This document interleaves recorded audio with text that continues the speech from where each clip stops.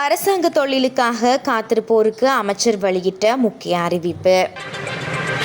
நாட்டில் நிலவும் ஆசிரியர் பற்றாக்குறையை நிவர்த்தி செய்வதற்காக 2021ஆம் ஆண்டு முதல் தாமதம் அடைந்திருந்த ஆசிரியர் ஆட்சேர்ப்பு நடவடிக்கைகள் இவ்வருடம் துரிதப்படுத்தப்பட்டுள்ளதாக பொது நிர்வாக மாகாண சபைகள் மற்றும் உள்ளூராட்சி அமைச்சர் பேராசிரியர் சந்தன அபிரத்ன தெரிவித்துள்ளார்.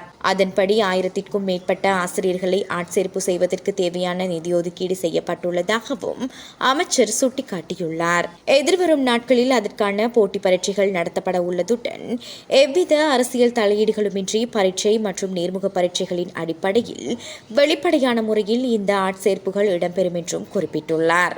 ஆசிரியர் சேவையை இந்நாட்டின் அதிக சம்பளம் பெறும் முதல் 10 தொழில்களுக்குள் கொண்டு வருவது தொடர்பில் அரசாங்கம் கவனம் செலுத்தியுள்ளதாகவும் தெரிவித்துள்ளார். மேலும் பாடத்திட்டங்களை திருத்தி அமைத்து கல்வி முறையில் புதிய மாற்றம் ஒன்று ஆரம்பிக்கப்பட்டுள்ளதாகவும் அதன் கீழ் எதிர்காலத்தில் தரம் 9 தேசிய மட்டத்திலான பரீட்சையொன்றை நடத்த நடவடிக்கை எடுக்கப்படும் என்றும் சுட்டிக்காட்டியுள்ளார்.